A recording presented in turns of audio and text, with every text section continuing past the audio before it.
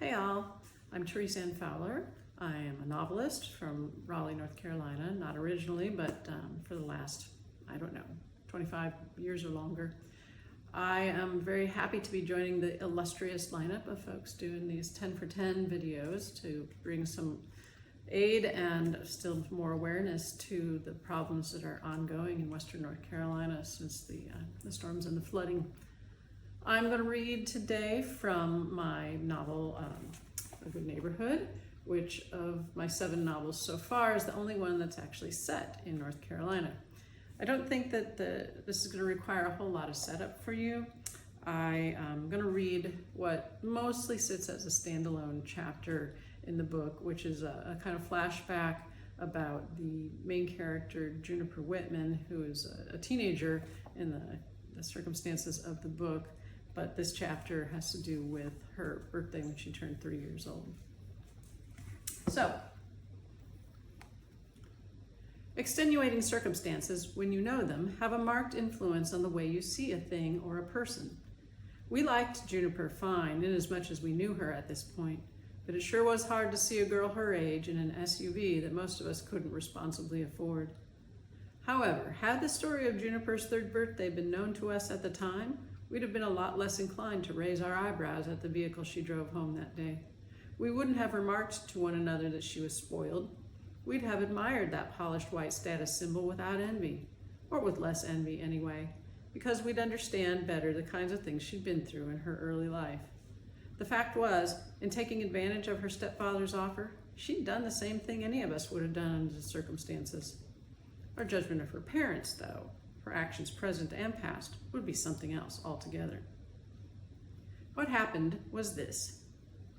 Her mother, Julia and Juniper were living out in eastern North Carolina where Julia had grown up. Lottie, Julia's mother, lived in the trailer we've heard about, but Julia, 19 years old and fed up with being subject to Lottie full-time, had gotten her own apartment.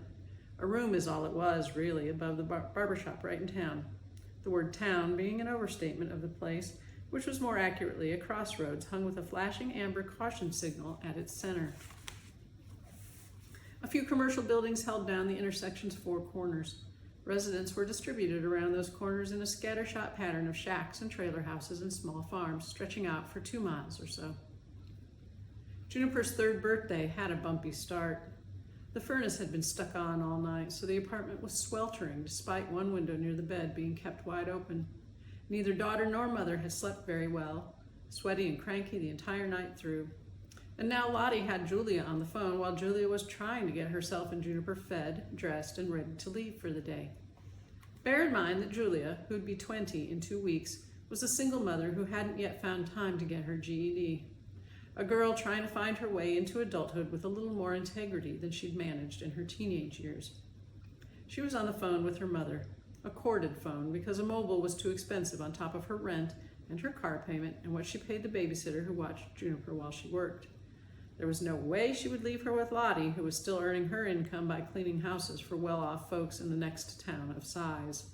Even a landline cost more money than Julia wanted to spend, but how could anyone get by without a phone? This morning, Lottie was having a problem with the dog and had called to tell Julia all about it. Julia listened for a minute, then said, "Mama, I don't have time for this. I have to get Juniper to the babysitter and get to work. Just tell Barney to tie up that dog or you'll call the county. It's not that hard." "I don't have the county's number. What is it?" "Look up the number. I sure don't know it." "You think I have a phone directory? They don't bring them out here." "Well, go to the branch library and look it up there." "I don't want you bringing Juniper out here later if that dog's still around." "All right, then you come here. We're making cupcakes." "You aren't going to feed her a hot meal." "I am," said Julia, though in all probability it will be a hot dog. "Come or don't. I have to go now, Mama." Without waiting for a reply, Julia hung up and turned to Juniper, who was seated at a card table eating peanut butter from the jar with a spoon. "All right, Junie, my little birthday girl, let's get your coat on."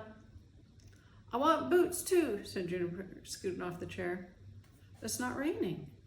"Boots," she declared, already on her way over to the futon that doubled as their bed, under which their footwear was stored, along with plastic bins of socks and panties and Juniper's collection of Beanie Babies, all bought secondhand at the thrift shop one town over, near the branch library Julia mentioned to Lottie, and up the road from where Julia worked. "Fine boots," Julia said, "but we have to hurry." They were nearly out the door when the telephone rang again. Julia hesitated, but hoping it might be her manager at the dance and dine telling her there was a water main break, or maybe the health department had shut them down temporarily and she could take the day off, she answered.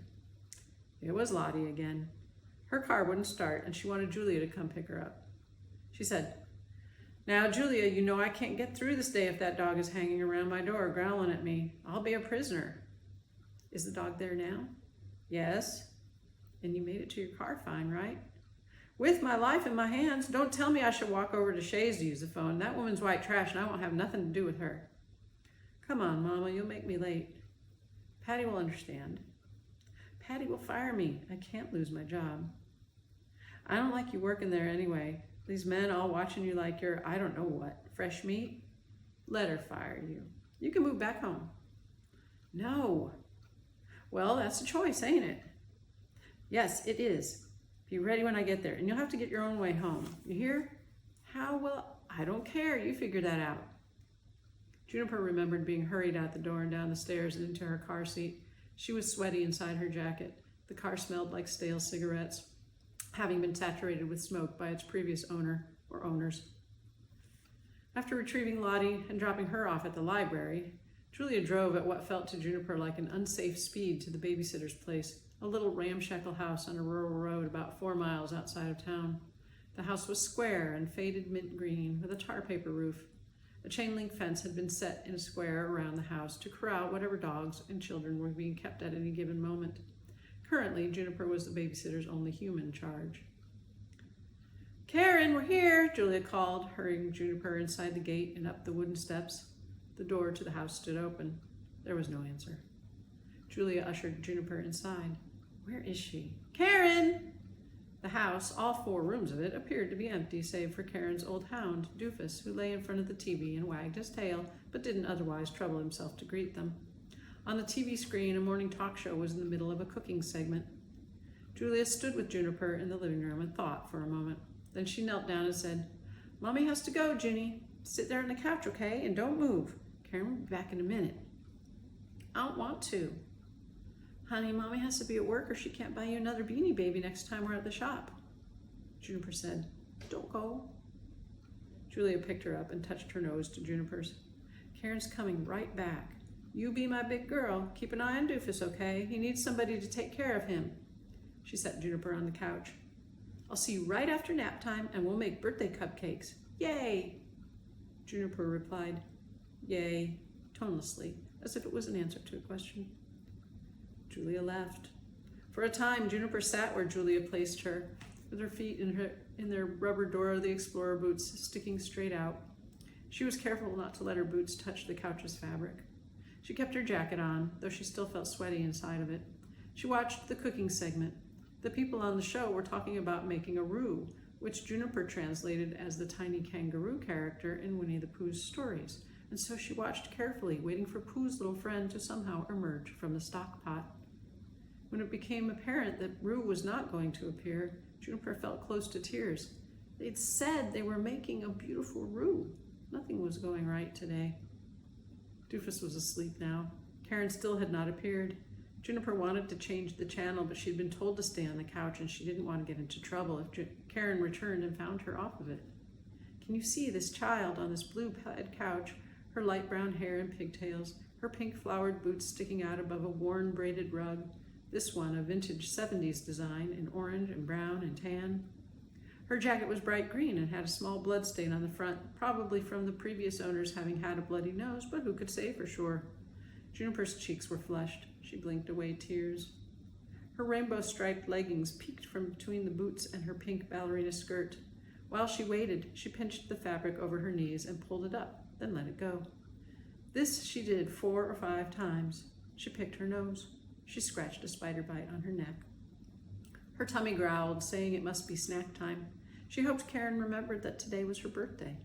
Maybe snack would be gummy worms. Also, she needed to go potty. It was this last that gave Juniper the courage to move from her seat. She was certain Karen would be angrier with her for peeing on the couch than for leaving it. The windowless bathroom was a small, humid, dark cave. Juniper disliked it even at the best of times. Today it seemed sinister. Something could be hiding behind the shower curtain, waiting to jump out and grab her. She approached with trepidation. In order to reach the light switch, Juniper had to pull the step stool out from beneath the sink and climb onto it. Her little bird's heart pounded as she did these things, then pushed the switch upward. The light flashed and popped loudly, startling her, then went dark. She started crying, and at the same time, she wet herself. And still Karen didn't come.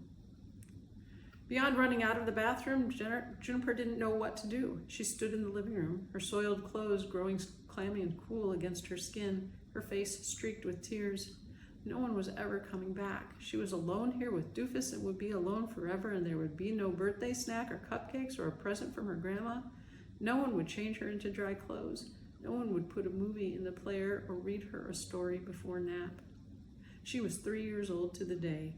She didn't have an intellectual sense of what love was, but love as she knew it meant someone who wrapped their arms around you and someone you hugged tight. And now she had no one. How much time passed with Juniper alone like this, convinced she'd been abandoned and would never be saved? It's hard to say.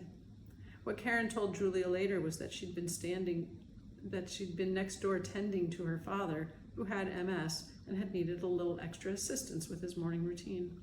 She'd arrived back at her house to find Juniper sitting under the kitchen table, pantless, with a bagged loaf of bread beside her. The bag was open and Juniper was eating a slice. Her rain boots were propped upside down in the sink. Neither Karen nor Julia was especially troubled by this situation. As far as they were concerned, nothing serious had gone wrong. Yes, Juniper had had a little bit of difficulty with the potty while she was waiting, but she'd handled the situation admirably. What a smart little girl. Happy birthday. That's it for me. Thanks so much, and please remember to donate if you can. Take care.